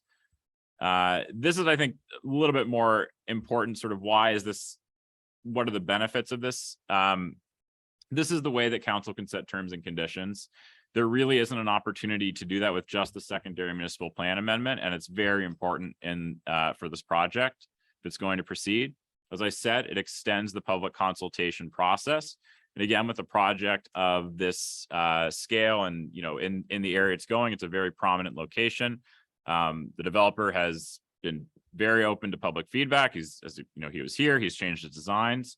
And as he stated, he's willing to keep going with that. And that could be included in this process. I already mentioned the additional formal presentation and hearing. One of the other benefits is that I think there are some questions about the zone that the property is in right now, the central commercial zone. It does allow for secondary residential uses. This would be more extreme than any other secondary residential uses in the historic business district. It is common to have multiple stories of residential above a main commercial use, but having I believe 36 units as opposed to 3 to 5, that's certainly more of a gray area, and the development scheme bylaw would clarify that because it can deal with the uses. And right now, the central commercial zone would require that there also be commercial uses on the Princess Royal side. And that is something I think from the feedback from residents on Princess Royal, it should be more of a residential scaling down to meet that and not necessarily having the commercial traffic on that side. And I think the intent of the zoning bylaw was always more about Water Street anyways. So again, the development scheme bylaw would make that a non-issue. It could make that very clear. And so I'm just going to bring up, oh, perfect. We're on track here. I'm paying attention. A bylaw that's still in effect in the town of St. Andrews from 1988. And this is a development scheme bylaw from then. This shows you what those details of development are, the things that at the time were thought to be important for this particular development. And it's not a bad template, even though it's quite old at this point. Reading through it, I think there's a lot of things that could be used again.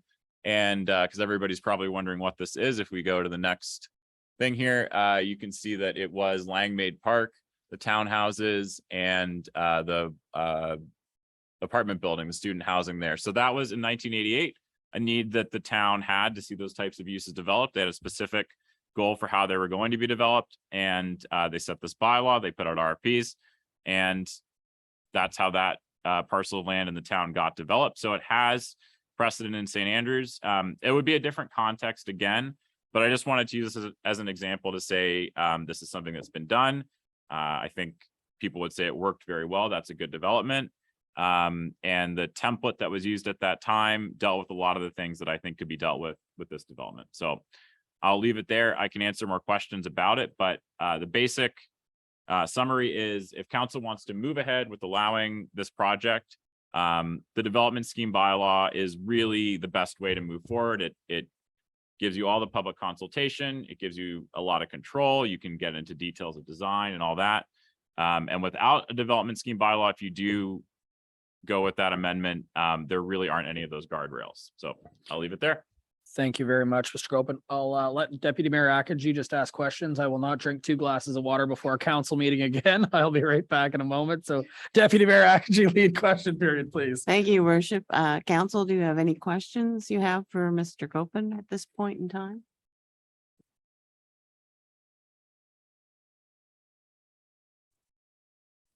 Okay, just because the mayor left, you guys don't have to go silent.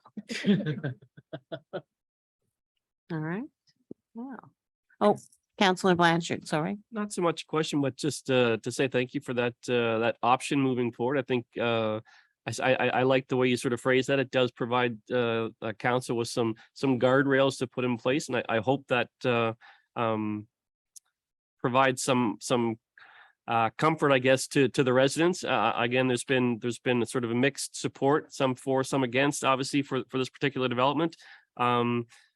And I like that. I like that idea moving forward. It does give, again, option for further consultation with the public, and it allows council a bit more the ability to put, like I said, put the guardrails in place to sort of dictate where and how this, if this was to go forward, what it would look like. So thank you for that. Thank you, Councillor Blanchard. Any other councillor?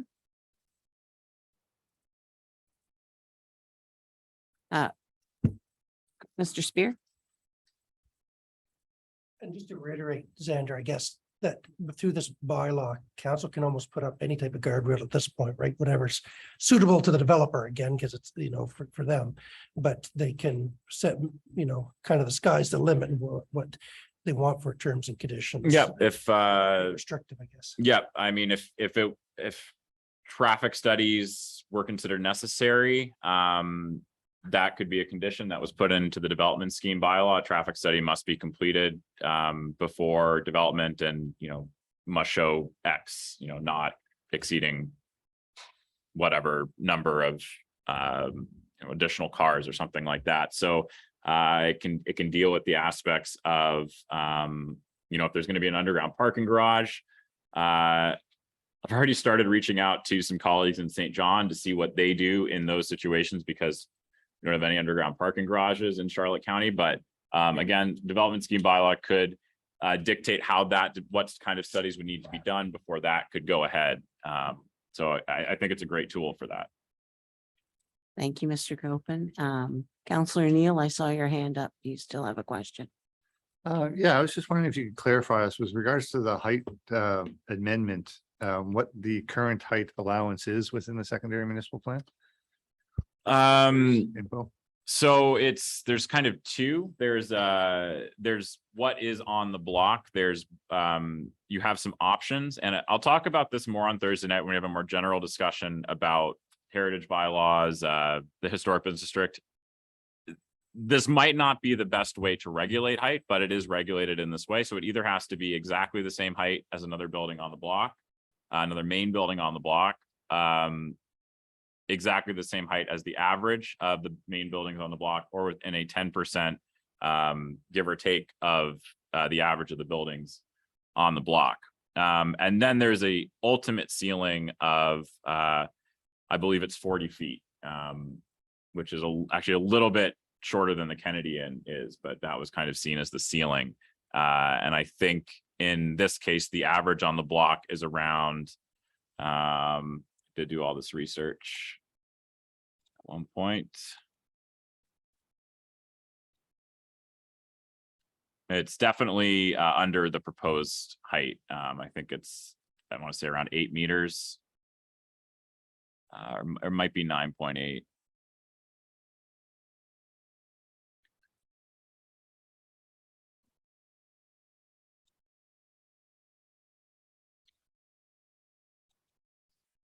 It's in a previous presentation, I'm pretty sure. And- And Councilor, he did an in-depth analysis that we didn't provide in this package.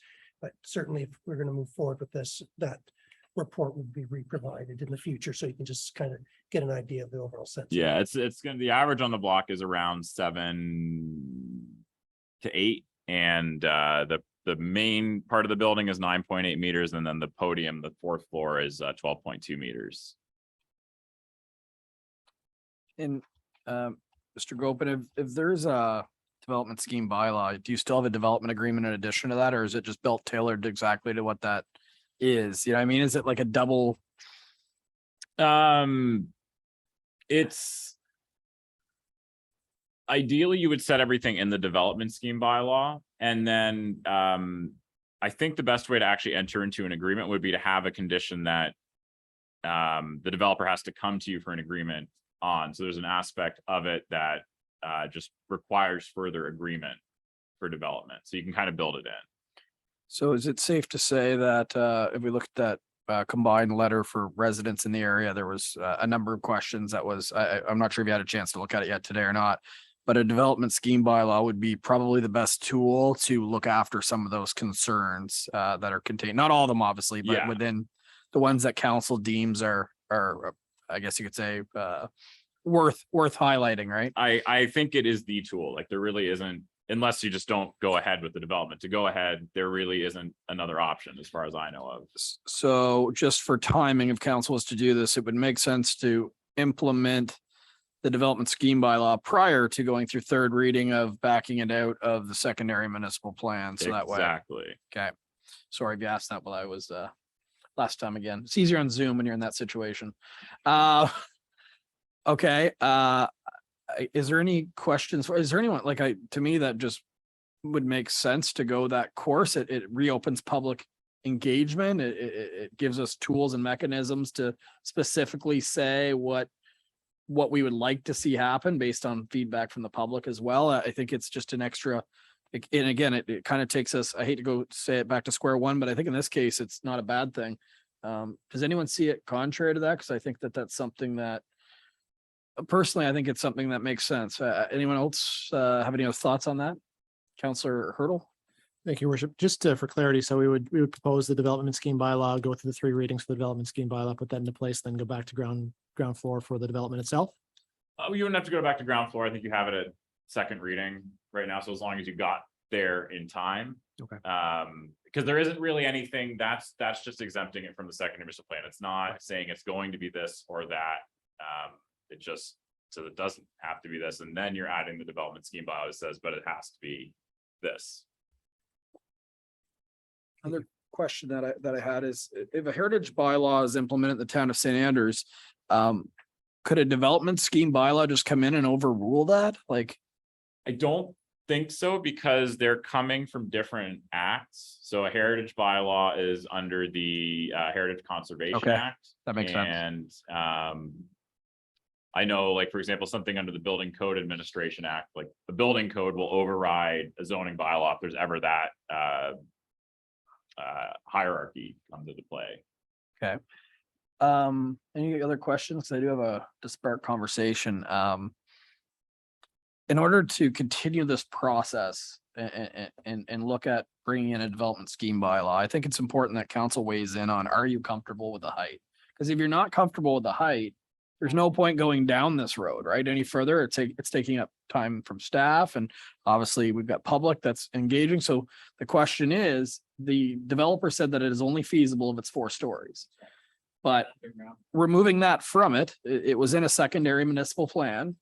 And this doesn't fit it. And to just remove it out of the secondary municipal plan, which is a governing document to how basically heritage should be protected. It's what we have right now. I know it's not a heritage bylaw, but you kind of see kind of where I'm going with this is are you okay with the height? Because it is, like I said, it's outside of the secondary municipal plan. Counselor Hurdle. Yeah, just one question, even taking a step back further from that. Mr. Gopin, hopefully, I know you're talking, so I don't want to just surprise you with a question.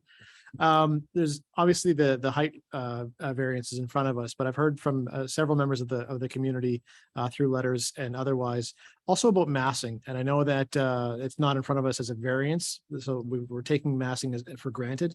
But I'm wondering if you kind of talk to that for a second, why that's not in front of us today. Well, actually, that's sort of what we were talking about. There was a second amendment, and I don't think it's the amendment that has made it to second reading for MP 20-02, but it was a draft that I sent shortly after that, and it actually deals with that because it exempts it would exempt it from any proposal in the secondary municipal plan. So you might, again, the massing might be something that has to be dealt with in the development scheme bylaw. I don't think the massing is going to meet the conditions of the secondary plan. So I do think, and just talking with Mr. Spear, it seems like the MP 20-02 that's at second reading is only about the height. And I think you would have to amend that. However, at the same time, you could amend it to say, so long as a development scheme bylaw is enforced, then this is amended. So it would actually allow you to go to third reading of the amending bylaw without having the development scheme bylaw in place. No development could happen until that was in place, but it would give the developer a little bit more certainty. So long story short, you might also have to amend the secondary municipal plan amending bylaw, but there's lots of time to do that. So it is worth considering. The massing would be the building next to it has quite a lot of floor area when you take it all together. So it's not too far from that, but I think when you look at the average of all the buildings, probably isn't in that 10%. So I think you would have to amend that out as well. So basically it's exempt from the secondary municipal plan entirely, but council is still ensuring it has design requirements and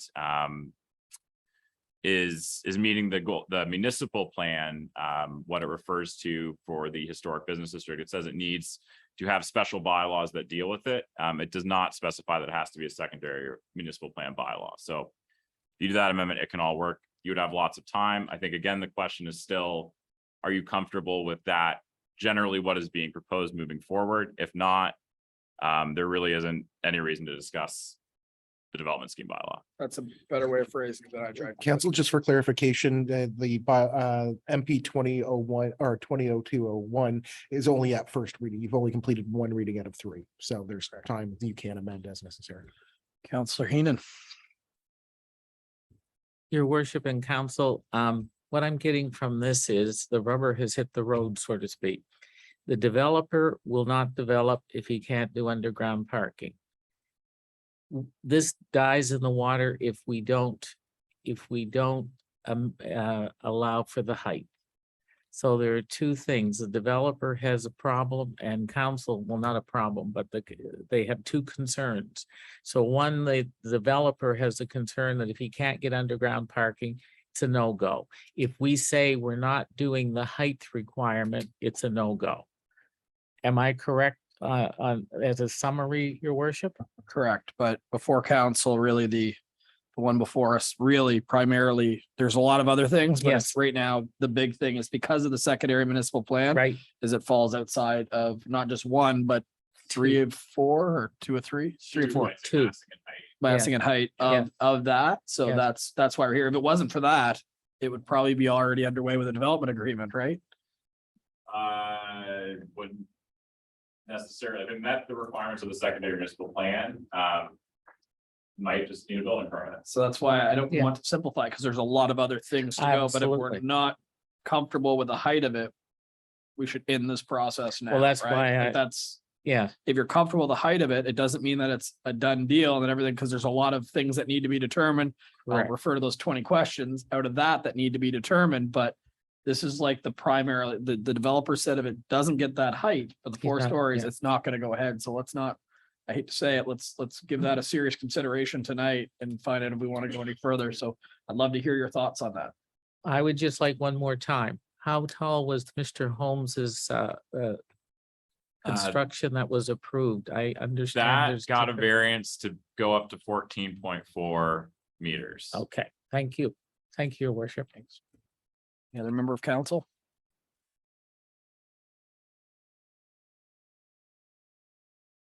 All right, so is it safe to say everybody is okay with the height for this to continue to proceed and look at bringing in a development scheme bylaw where other terms of the development can be discussed and determined with some back and forth through staff? Is that safe to say, Mr. Spear?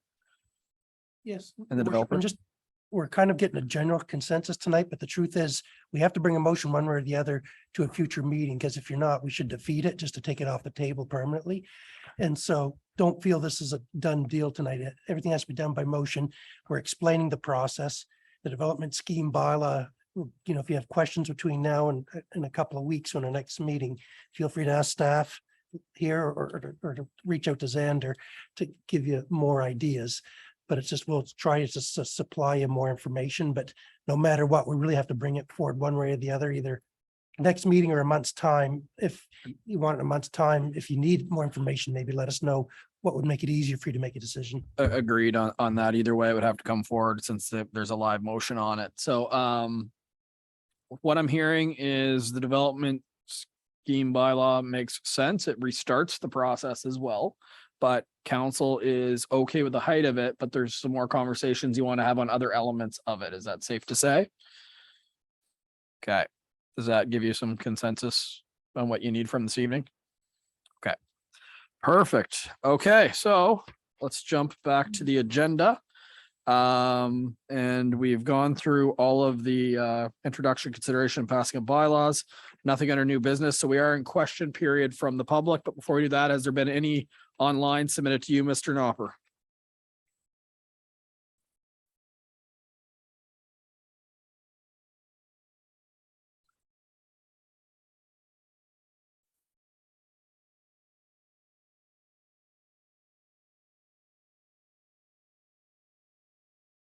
Your worship, if you want to go to the public, it's still trying to Okay, load here. I'll go to the public and see if anything comes back. Open to the public. Any questions on anything pertaining to the agenda this evening?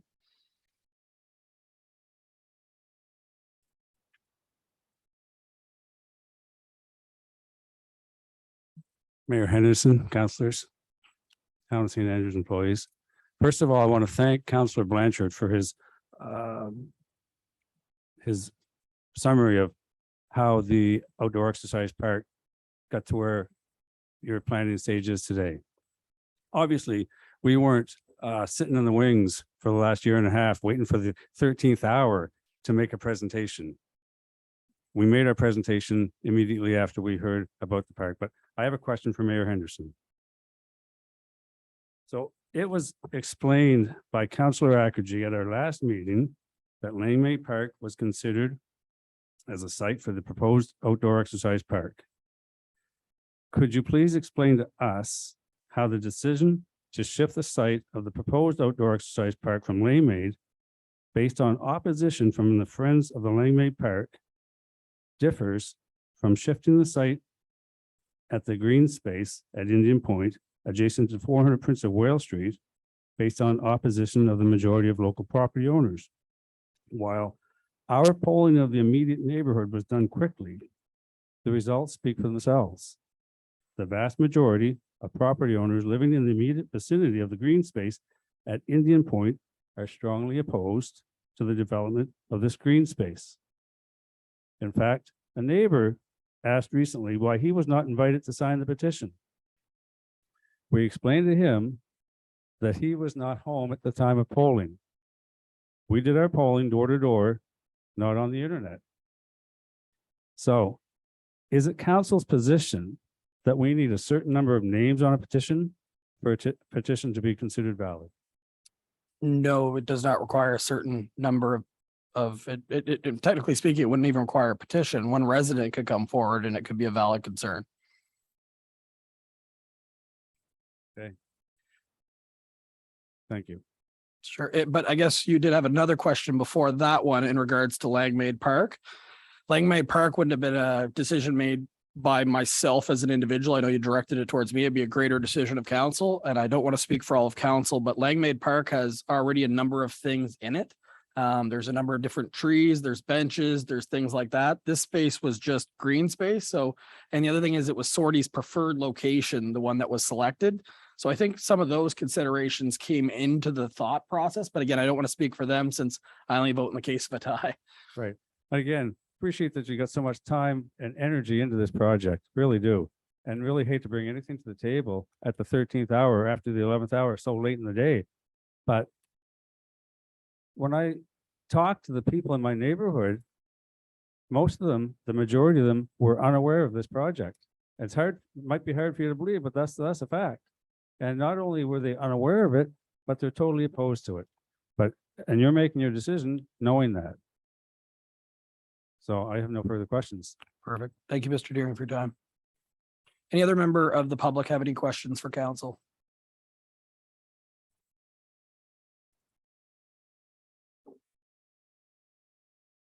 I was just wondering on which side of the road that the so-called sidewalk will be on, the water side or the other side? So it wouldn't be a sidewalk. No, I just to- know, but the yeah, painted, because I don't want to, painted side. someone will hear that literally and be Yeah. like sidewalk now. But the extended shoulder, I guess is what I would Yes. call it, paved shoulder, would be on the side that the elementary school and high school is on. Until you get Okay. to the point and then it switches to the other side because that work's already been done.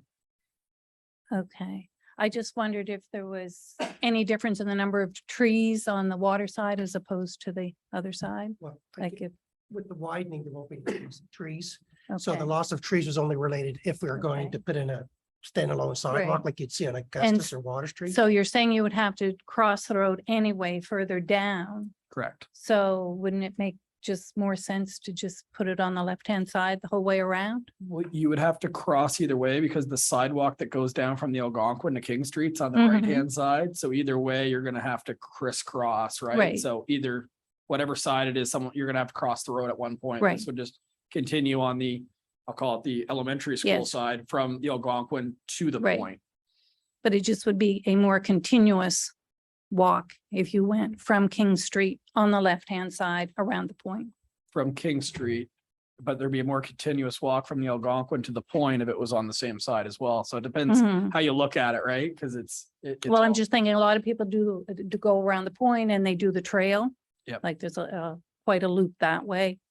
So, okay, Yeah. I'm just wondering. And Thank you. The other thing to note is where that crossover is there already is a painted sidewalk or crosswalk. So Mhm. I think that's a little bit of Well, it's staff's right after recommendation. The current trail. It ends there, then you'd cross over to go Mhm. around. So just to add on to that, so if it ended at, we'll call it King Street, if the elementary school kids were to leave the Vincent Massey Elementary School, they would come out of their gate and they'd be on the wrong side. They would have to cross there too to get to the other side. So it's just, it almost is better flow because we actually Mhm. discussed that as well. And because we were looking at a sidewalk, we were looking at the number of trees because we're like, Mhm. which one would have the least impact? But Right. the reality is we don't like either of the impacts. So Right. that's why this has been an alternative plan proposed by staff. Mhm. No, just wondering which side. Good Thank you. question. So yeah, absolutely. Any other questions? All right, anything online, Mr. Knopper? I've received nothing online. You do have one participant attendee. If you want to ask. If you'd like to see, maybe in the future, there must be a way that they can message you before in advance just to say, I have a question. Is that possible to implement? Well, that's put into the message. when we Okay, Put out because the. if they don't put their hand up or something, I think we should just continue on versus unmute them if that works for you. You're good to continue on. If, All right, you know, sounds the good. Question period's been up. So. Perfect. Well, thank you. That'll wrap up question period. We do have closed session, but I want to leave it open for counselor and mayor's comments because once I forgot to do that and you guys forgave me for it. So counselor, any comments for this evening? Deputy Mayor Akagi. I want to thank staff for doing the dragon boat and for the dragon boat volunteers and for the mayor allowing me to go and do the speech thing. I was very happy to do that. So it was a great honor for me to be there. And they have a new trophy that looks like a dragon that was done by someone. It's very, very nice. So I don't know if that's on their site or whatever, but it's a real cute trophy for the dragon boaters, which were the cancer survivors, I think. Anyway, it's really cute. And the second thing I want to mention is September 30th is coming up, as you know. It is Orange T-shirt Day for residential schools. We don't want to forget what happened with residential schools. That being said, I don't know what is in the plan for the 30th, but as soon as I do know, I know staff will put it up on our town website, probably be on Facebook. I don't do Facebook, but probably will be there, and I will get it out to as many people that I know in my circle of friends. Might be all two of you, but I certainly will get it out. So that is Orange T-shirt Day, but you don't have to just wear the T-shirt on that day. I see a lot of people wearing the orange T-shirts beforehand. That day is just a special day for remembrance of residential schools, to honor them. And I think it's very important that even if you don't wear it until September 30th, that's wonderful, but wear it all day on September 30th. And make sure that you answer the questions about why we do wear orange T-shirts on September the 30th. I know I've repeated it several times and you guys must have it in your heads by now. The second thing is November the 4th, because I'm not sure our council meeting will fall into that. That is Sisters in Spirit. And that's missing and murdered women, Indigenous women that were killed. Not so much, well, I won't say not so much here, because there have been missing and murdered Indigenous people here, but they do celebrate it on November the 4th as another celebration for the missing and murdered women, Indigenous women. So if you see red dresses are hung up in memory, and purple is the color that they do with the Sisters in Spirit committee. They do use purple. So to remember them on that day. Thank you, Your Worship.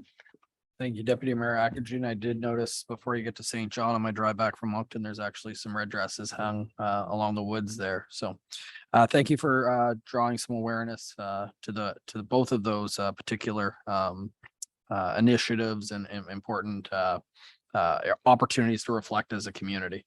Yep. Thank you, Council, for supporting fetal alcohol syndrome. It is something I am attached to because, again, having been an educator for many years, I did see fetal alcohol syndrome in families, and it is nice to know that we're going to celebrate it in September, which is the first month of school. And welcome back, all you school people. We retired teachers met today to have a luncheon, and we weren't the least bit sad that we weren't going back to the school at all. But congratulations on you going back, and be safe. Thank you. Thank you. It was Councillor Grumachel's 24th first day of school today. So Councillor Heenan, I saw your hand.